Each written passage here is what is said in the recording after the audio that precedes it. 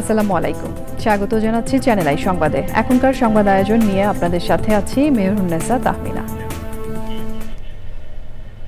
বিস্তারিত সংবাদের শুরুতে জানিয়ে দিচ্ছি ফ্রেশ আটা, ময়দা, সুজি। সংবাদ শিরোনামগুলো। জুলাই অভ্যুত্থানে প্রাণঘাতী অস্ত্র ব্যবহারের নির্দেশ দিয়েছিলেন শেখ হাসিনা। ফাঁস হওয়া অডিও যাচাই করে বিবিসির প্রতিবেদন। গণহত্যায় জড়িত প্রমাণ হলে দল হিসেবেও আওয়ামী লীগের বিচার হওয়া উচিত মনে করে বিএনপি। জনগণের জন্যই নির্বাচন প্রয়োজন মন্তব্য। স্বাধীনতার স্বপ্ন জুলাই ঘোষণাপত্রের মাধ্যমে বাস্তবায়িত হবে বলছে এনসিপি। তরুণ নেতৃত্বের সঙ্গে থাকতে দেশবাসীর প্রতি আহ্বান। মৌসুমী বায়ু সক্রিয় ও বঙ্গোপসাগরের লঘুচাপের প্রভাবে দেশজুড়ে ভারী বৃষ্টিতে দুর্ভোগ। ফেনীতে বন্যা নিয়ন্ত্রণ বাঁধ ভেঙে বিস্তীর্ণ এলাকা প্লাবিত। এবং সবুজে সাজাই বাংলাদেশ স্লোগানে রাঙামাটিতে প্রকৃত জীবন ক্লাবের বৃক্ষরোপণ। পাহাড়ে জীববৈচিত্র্য রক্ষার উদ্যোগে স্বাগত।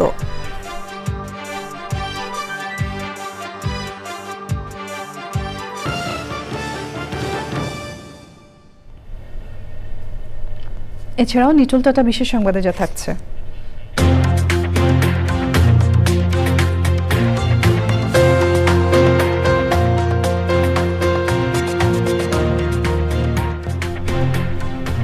জেনেভায় কৃত্রিম বুদ্ধিমত্তা নিয়ে সম্মেলনের খবর।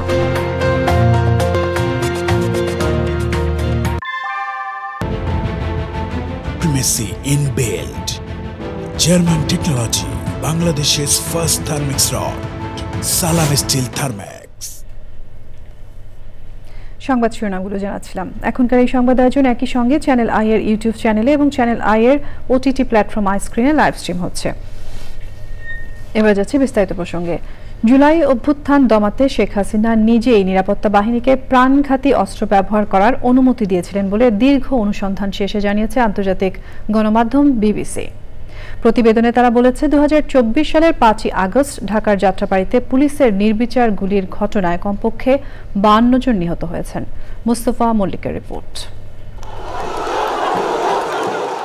2024-এর জুলাইতে চাকরিতে কোটা সংস্কার দাবিতে শুরু হওয়া আন্দোলন রূপ নেয় সরকার পতনের আন্দোলনে। টানা 36 দিনের মাথায় বিক্ষোভের মুখে দেশ থেকে পালিয়ে যান সে সময়ের প্রধানমন্ত্রী শেখ হাসিনা। আন্দোলনের শত শত ভিডিও, ছবি ও প্রত্যক্ষদর্শীদের সাক্ষ্য নিয়েছে আন্তর্জাতিক গণমাধ্যম বিবিসি। সেগুলো বিশ্লেষণ ও যাচাই বাছাই করে যাত্রাবাড়ীর হত্যাকাণ্ড নিয়ে প্রতিবেদন প্রকাশ করেছে গণমাধ্যমটির অনুসন্ধান টিম। বিবিসি বলছে, যাত্রাবাড়ী হত্যাকাণ্ড বাংলাদেশের ইতিহাসে অন্যতম ভয়াবহ পুলিশি সহিংসতার ঘটনা। এছাড়া বিক্ষোভ দমাতে প্রাণঘাতী অস্ত্র ব্যবহারের নির্দেশ সংশ্লিষ্ট ফাঁস হওয়া অডিও রেকর্ডটি ক্ষমতাচ্যুত প্রধানমন্ত্রী শেখ হাসিনারই বলে নিশ্চিত করেছে বিবিসির অনুসন্ধানকারীরা।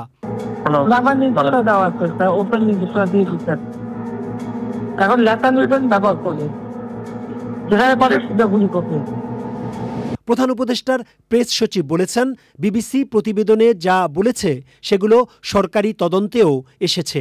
তবে আন্তর্জাতিক গণমাধ্যমে আসায় নৃশংসতা আর ভয়াবহতার চিত্র আরো বেশি ফুটে উঠেছে।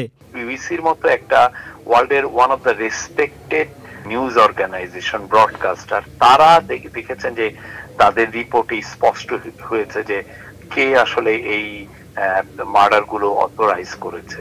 শফিকুল আলম বলেন, আন্তর্জাতিক অপরাধ আদালতে শেখ হাসিনার বিচার চলছে। এটা এমন একটা সময়ে আসলে বিবিসি প্রচার করেছে যখন এরই মধ্যে সাবেক প্রধানমন্ত্রীকে 6 মাসের একটা সাজাও দেয়া হয়েছে এবং তার বিচার প্রক্রিয়া চলছে।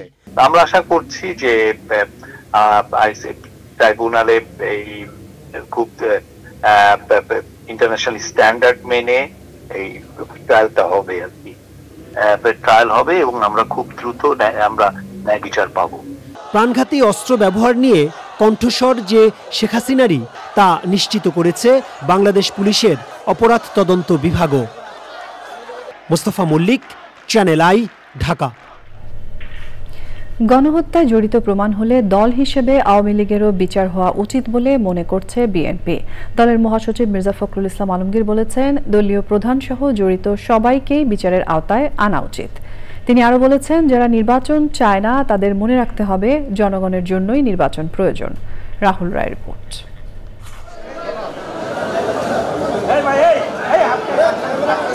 বিএনপি চেয়ারপারসনের দুই উপদেষ্টা ডাক্তার আব্দুল কুদ্দুস ও অধ্যাপক ডাক্তার সিরাজউদ্দিন রাজধানীর নিউরোসায়েন্স হাসপাতালে চিকিৎসাধীন। সকালে তাদের দেখতে যান বিএনপি মহাসচিব মির্জা ফখরুল ইসলাম আলমগীর। পরে বিভিন্ন ইস্যুতে তিনি গণমাধ্যমের সঙ্গে কথা বলেন। যে সমস্ত রাজনৈতিক দল আপনার ফ্যাসিবাদের পক্ষে থাকবে, যারা ফ্যাসিবাদের পক্ষে কাজ করবে, বিশেষ করে আওয়ামী লীগ কাজ করেছে, তাদের প্রতিটি ব্যক্তির শাস্তি হওয়া প্রয়োজন। বিশেষ করে দলের প্রধান শেখ হাসিনা, তিনি এককভাবে আমি মনে করি responsible for the killing of thousands of people এবং যে টর্চার নিপীড়নের জন্য তিনি দায়ী। তার বিচার ইতিমধ্যে শুরু হয়েছে। আমরা আশাবাদী তার ট্রেনি এবং তার সঙ্গে যারা এই হত্যাকাণ্ডের সঙ্গে, গণহত্যার সঙ্গে এবং এই ফ্যাসির আক্রমণের সঙ্গে জড়িত তাদের প্রত্যেকেরই বিচার হবে।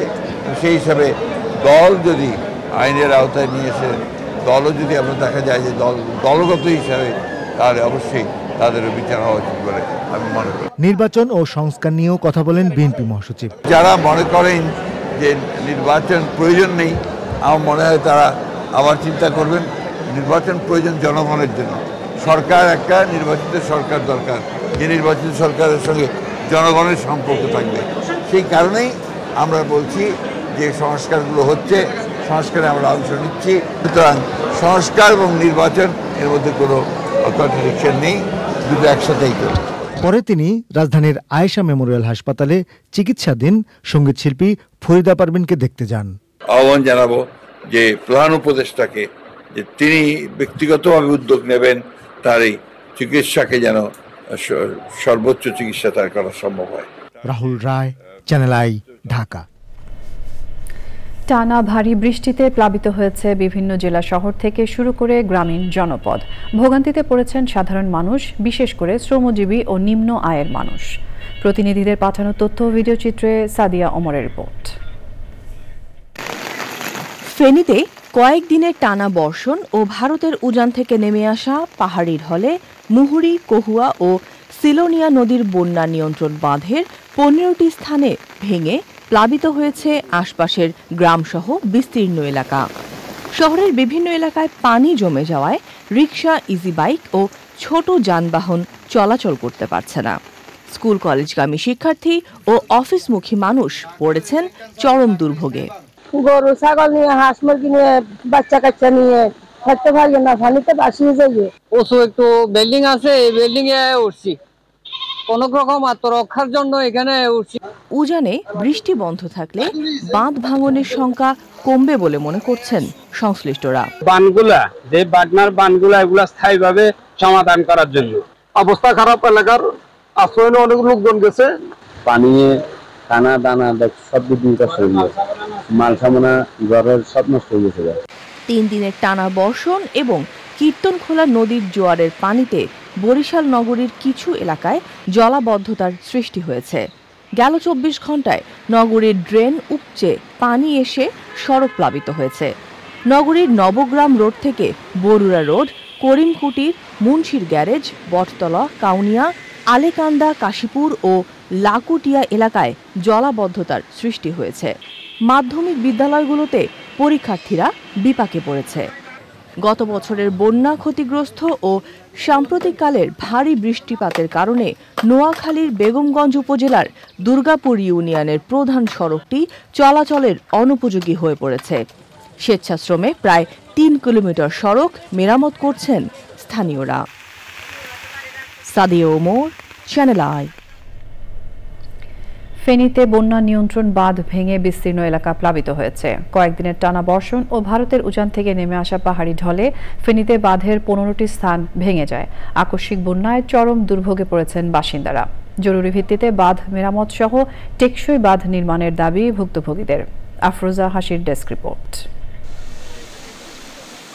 টানা বর্ষণ এবং উজান থেকে নেমে আসা পাহাড়ি ঢলের তীব্র চাপে ফেনীতে ভেঙে যায় মহুরী, কহুয়া ও সিলোনিয়া নদীর বন্যা নিয়ন্ত্রণ বাঁধের 15টি স্থান।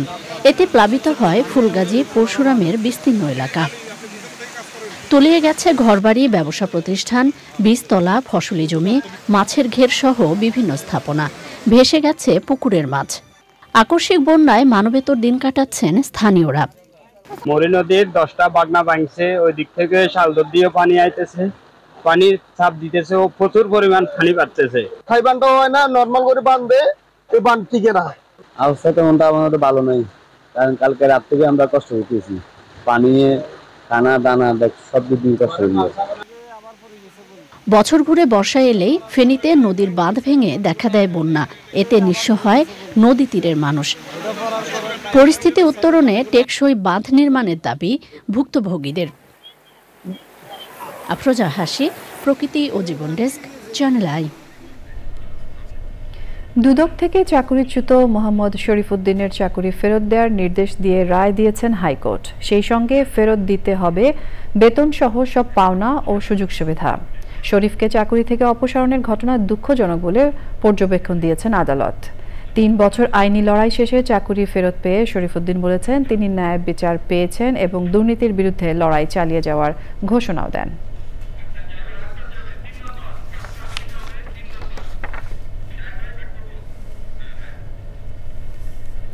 জাতীয় নাগরিক পার্টি এনসিপির আহ্বায়ক নাহিদ ইসলাম বলেছেন বাংলাদেশের ভবিষ্যৎ রূপরেখা তৈরি হবে মুক্তিযুদ্ধের মূল মন্ত্র সাম্য, ন্যায়, বিচার ও মানবিক মর্যাদার আলোকে।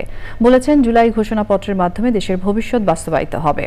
পদযাত্রা কর্মসূচিতে মেহেরপুর ও চুয়াডাঙ্গায় পথসভায় নাহিদ ইসলাম বলেছেন ভারতের আধিপত্যবাদের বিরুদ্ধে ও দেশের স্বাধীনতা সার্বভৌমত্ব রক্ষায় দায়িত্ব নিয়েছে তরুণ যুবকরা। তাই তরুণ নেতৃত্ব সঙ্গে থাকতে দেশবাসীর প্রতি আহ্বান জানান তিনি। আক্তার হোসেনের রিপোর্ট। জুলাই গণ অভ্যুত্থানের বর্ষপূর্তি উপলক্ষে জাতীয় নাগরিক পার্টির মাসব্যাপী পদযাত্রার 9ম দিনের যাত্রা শুরু হয় মেহেরপুরের গাংনী থেকে। পরে মুজিবনগরে দলীয় কার্যালয় উদ্বোধন করেন নেতারা। দলের আহ্বায়ক নাহিদ ইসলাম বলেন 72-এর সংবিধানে ভারতের প্রেসক্রিপশনে স্বাধীনতার 3 মূলমন্ত্র থেকে সরে আসে বাংলাদেশ। জুলাই গণ অভ্যুত্থানের মধ্য দিয়ে সেই মুজিববাদী সংবিধানের পরিবর্তে মুক্তিযুদ্ধের আসল ঘোষণাপত্র অনুযায়ী ভবিষ্যৎ বাংলাদেশ পরিচালিত হবে। 24-এর গণ অভ্যুত্থান সেটার কিন্তু লড়াই হইতেছে এই মুজিববাদী সংবিধানের বিরুদ্ধে। আমরা এই 4 মূলনীতিকে, এই মুজিববাদী সংবিধানকে, ভিত্তিটাকে সরিয়ে দিয়ে মুজিবনগরে যে আসল ঘোষণাপত্র পাঠ করা হয়েছিল সাম্য, মানবিক মর্যাদা এবং সামাজিক ন্যায় বিচার, তার ভিত্তিতে 24-এর গণ অভ্যুত্থানের ভিত্তিতে আমরা নতুন সংবিধান করতে যাচ্ছি। চুয়াডাঙ্গার শহীদ হাসান চত্বরে পথসভায় নাহিদ ইসলাম বলেন জুলাই গণ অভ্যুত্থানের মধ্য দিয়ে দেশকে নতুন করে গড়ে তোলার সম্ভাবনা তৈরি হয়েছে। মানবিক মর্যাদা, সার্বভৌমত্ব, স্বাধীনতা বারবার ক্ষুণ্ণ হয়েছে ভারতীয় আধিপত্যবাদ দ্বারা। সীমান্তে আমার মানুষকে খুন করা হয়েছে, আমাকে আমার পানির চুক্তি, পানির ন্যায্য হিস্সা দেওয়া হয়নি। শেখ হাসিনার সরকার 16 বছর ধরে টিকেছিল, গুম খুন, মানুষকে হত্যা করেছে এই ভারত সরকারের প্রত্যক্ষ এবং পরোক্ষ সমর্থনে। চুয়াডাঙ্গার আলমডাঙ্গা এবং ঝিনাইদহেও পথসভা করে এনসিপি। আক্তার হোসেন, চ্যানেল আই। বাংলাদেশে বিদ্যমান সব ধরনের অবকাঠামোগত সুযোগ সুবিধার সর্বোত্তম ব্যবহার করতে ভুটান সরকারকে পরামর্শ দিয়েছেন প্রধান উপদেষ্টা অধ্যাপক মোহাম্মদ ইউনুস। বলেছেন 2 দেশের মধ্যে সম্পর্ক দীর্ঘদিনের। রাষ্ট্রীয় অতিথি ভবন যমুনায় বাংলাদেশে ভুটানের নবনিযুক্ত রাষ্ট্রদূত টাসো কারমা হামুদর্জি প্রধান উপদেষ্টার সঙ্গে সাক্ষাৎ করতে গেলে প্রধান উপদেষ্টা এই পরামর্শ দেন। প্রধান উপদেষ্টা বলেন বাংলাদেশ ও ভুটানের মধ্যে দ্বিপক্ষীয় সহযোগিতা সম্প্রসারণের ক্ষেত্রে উল্লেখযোগ্য সুযোগ রয়েছে। রাষ্ট্রদূত দর্জি বাংলাদেশে চিকিৎসা, শিক্ষা এবং একটি বিশেষ অর্থনৈতিক অঞ্চল স্থাপনে সহযোগিতা করার জন্য প্রধান উপদেষ্টার প্রতি কৃতজ্ঞতা জানান।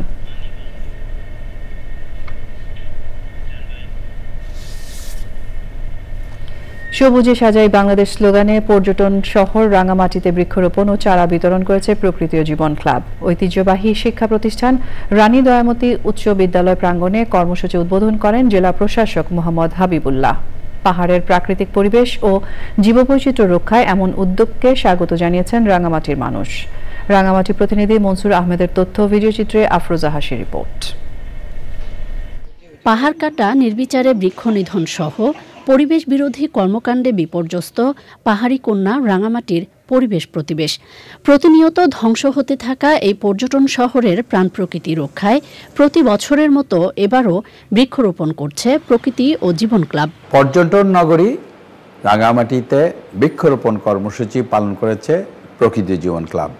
এই যে বৃক্ষরোপণ কর্মসূচি এই বর্ষায় শুরু হয়েছে, তা সারা দেশব্যাপী জোরের সাথে ছড়িয়ে দিতে হবে এবং নানা ধরনের বৃক্ষের মাঝ দিয়ে যেটা হবে, রাঙামাটিতে কিন্তু পর্যটন বাড়বে, পাশাপাশি আমাদের এই জায়গাটি ভালো থাকবে এই বৃক্ষের কারণে। আসুন আমরা সবাই হাতে হাত মিলিয়ে এই বৃক্ষরোপণ কর্মসূচিকে এগিয়ে নিয়ে যাই। ফলদ, বনজ ও ঔষধি সহ নানা জাতের গাছের চারা উপহার পেয়ে উচ্ছ্বসিত নতুন প্রজন্ম। আমরা চাই রাঙামাটিতে বনায়নটা বেশি বেশি করে হোক। চলুন আসুন আমরা বাঁচাই বন এবং বন আমাদের বাঁচাক জীবন। আমাদের যতটুকু সম্ভব আমরা বৃক্ষ লাগাই, বৃক্ষরোপণ করি। যে বৃক্ষটি উপহার দেওয়া হয়েছে সেটি আজকে আমরা বাসায় নিয়ে রোপণ করব। পরিবেশগত সংকট মোকাবেলায় প্রকৃতি ও জীবন ক্লাবের এই উদ্যোগকে সময়োপযোগী বলছেন বিশিষ্টজনরা। তারা অতীতের ধারাবাহিকতা রক্ষা করে এই কার্যক্রম পরিচালনা করছে। আমি দৃঢ়ভাবে বিশ্বাস করি আগামীতে এই ধারাবাহিকতা অব্যাহত থাকবে। চ্যানেল যে তাদের একটা গতানুগতিক ধারাতে বের হয়ে আসে যে প্রকৃতিকে রক্ষা করার জন্য, এই জলবায়ুকে সাবলীল করার জন্য যে উদ্যোগ গ্রহণ করেছে, আমরা ধন্যবাদ জানাই। শুধু বৃক্ষ লাগালেই হবে না, কেউ যাতে বৃক্ষ নিধন না করে সেটির দিকেও আমাদের সকলেরই সুদৃষ্টি রাখতে হবে। পরিবেশ সুরক্ষায় প্রকৃতি ও জীবন ক্লাবের সবুজায়ন কার্যক্রমে সর্বাত্মক সহযোগিতার ঘোষণা প্রশাসনের। গ্রামের বাড়ি থেকে তাদেরকে এই গাছের নিচে বসে তুমি গল্প করবে, কোন এসএসসি পরীক্ষার সময় চ্যানেল আই প্রোগ্রামে অনুপ্রাণিত হয়ে আমি গাছ লাগিয়েছিলাম। দেখো বাবা, এই গাছের তলায় তোমাদেরকে বসে আজকে আমরা গল্প করছি। চমৎকার স্মৃতি হবে না? প্রকৃতি জীবন চমৎকার একটা কাজ করছে আমাদের রাঙামাটি জেলায়। তো এই প্রোগ্রামটার সাথে আমরা রাঙামাটি পৌরসভা যুক্ত আছি। আমরা চাই যে এই প্রোগ্রামটা তাদের চলমান থাকুক। এখানে পরিবেশটা এত সুন্দর, আসলে এখানে আসলে মানুষের অনেক কিন্তু প্রবলেম দূর হয়ে যায়। পরিবেশটা যদি আমরা ক্ষতিগ্রস্ত করি, ঠিক একইভাবে কিছুদিন পরে আমরা সেই ফিডব্যাকটা পাবো।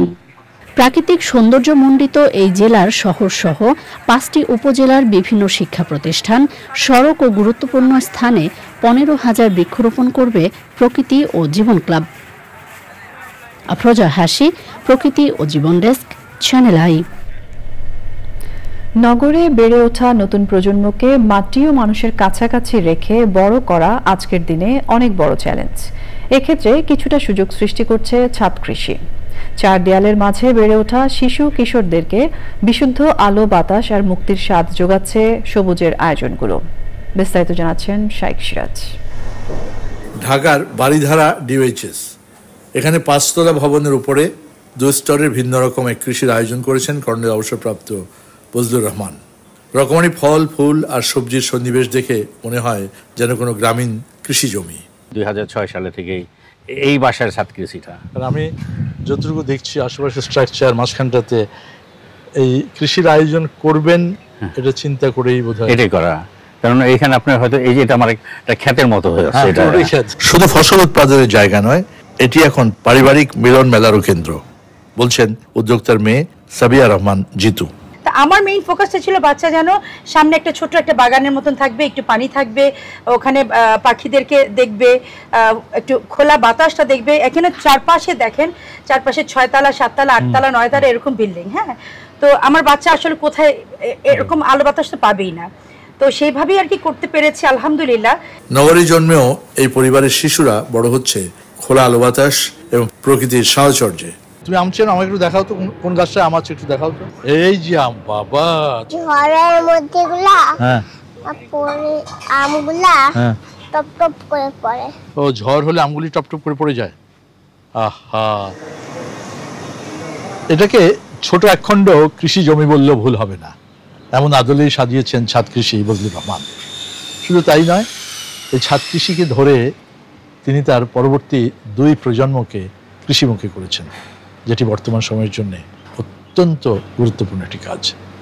ঢাকার বারিধারা ডিওএইচএস থেকে শাইখ সিরাজ, চ্যানেল আই। এই নিয়ে বিস্তারিত প্রতিবেদন দেখবেন আগামীকাল বেলা ৩টা ৫ হৃদয়ে মাটি ও মানুষের ডাক অনুষ্ঠানে। সংবাদের এ পর্যায়ে আমরা নিয়ে নিচ্ছি একটা বিরতি। স্বাগত জানাচ্ছি আরও একবার চ্যানেল আই সংবাদে। আন্তর্জাতিক গণিত অলিম্পিয়াডের ৬৬তম আসরে অংশ নিতে অস্ট্রেলিয়া যাচ্ছে বাংলাদেশের গণিত দল। এবার ২১তম বারের মতো বাংলাদেশ আন্তর্জাতিক গণিত অলিম্পিয়াডে অংশ নিচ্ছে। আগামী ১৪ জুলাই অস্ট্রেলিয়ার সানশাইন কোস্ট শহরে উদ্বোধনী পর্বের মাধ্যমে শুরু হবে গণিত অলিম্পিয়াড, শেষ হবে ১৯ জুলাই। এবারের অলিম্পিয়াডে বাংলাদেশের ৬ প্রতিযোগী সহ শতাধিক দেশের প্রায় ৬০০ প্রতিযোগী অংশ নিচ্ছে।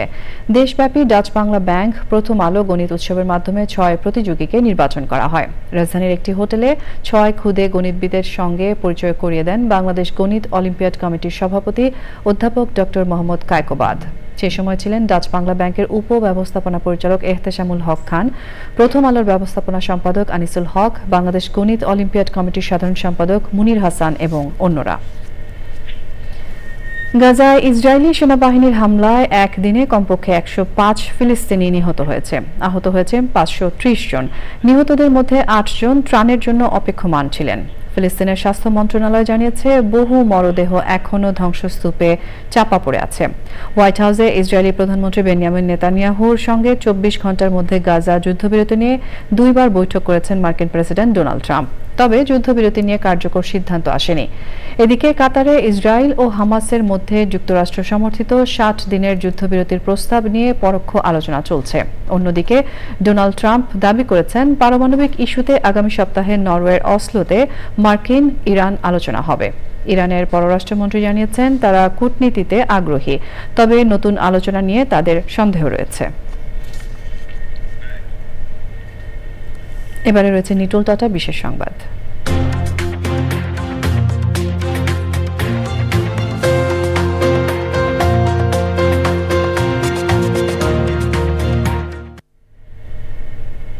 সুইজারল্যান্ডের জেনেভায় চলছে কৃত্রিম বুদ্ধিমত্তা নিয়ে জাতিসংঘের ৭ম শীর্ষ সম্মেলন AI for good global summit, যার মূল আকর্ষণ দর্শনার্থীদের সঙ্গে এআই রোবটের মতবিনিময়।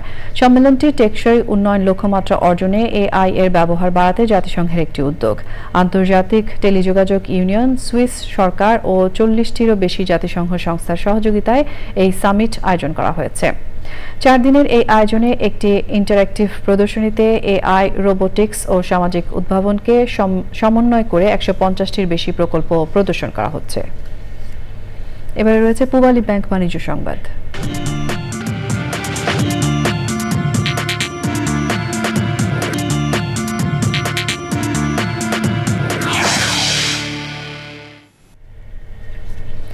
ঢাকা স্টক এক্সচেঞ্জে লেনদেনে ঊর্ধ্বমুখী প্রবণতা দেখা গেছে। আগের কার্যদিবসের চেয়ে ডিএসসিএক্স সূচক ৫৩ পয়েন্ট বেড়ে ৫,০৩৫ পয়েন্টে দাঁড়িয়েছে। বেড়েছে বেশিরভাগ কোম্পানির শেয়ারের দাম। হাত বদল হয়েছে ৩৯৭টি কোম্পানির ৬৯০ কোটি ৬২ লাখ টাকার শেয়ার ও মিউচুয়াল ফান্ড, যা আগের কার্যদিবসের চেয়ে ৮৮ কোটি ৮৭ লাখ টাকা বেশি। এর মধ্যে দাম বেড়েছে ২৭৩টির, কমেছে ৭৮টির এবং অপরিবর্তিত রয়েছে ৪৬টি কোম্পানির শেয়ারের দাম।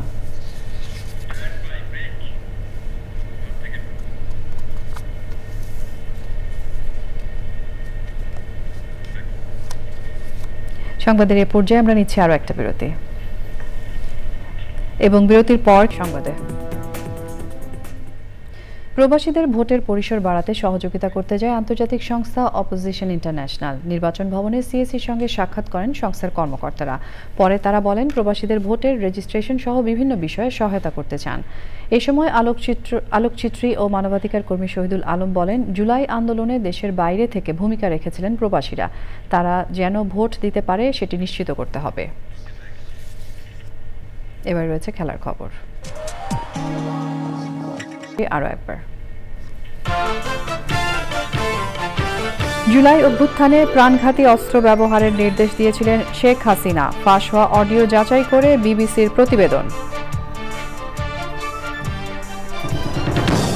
গণহত্যায় জড়িত প্রমাণ হলে দল হিসেবেও আওয়ামী লীগের বিচার হওয়া উচিত মনে করে বিএনপি। জনগণের জন্যই নির্বাচন প্রয়োজন মন্তব্য।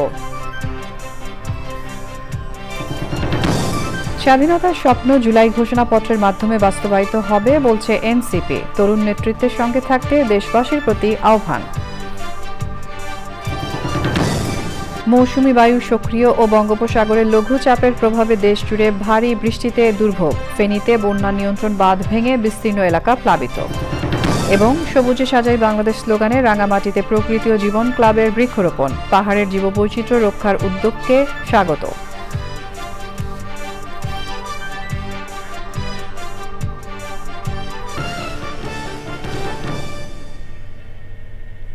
এরই সঙ্গে শেষ করছি আমাদের এখনকার সংবাদ আয়োজন। ধন্যবাদ এতক্ষণ সঙ্গে থাকার জন্য।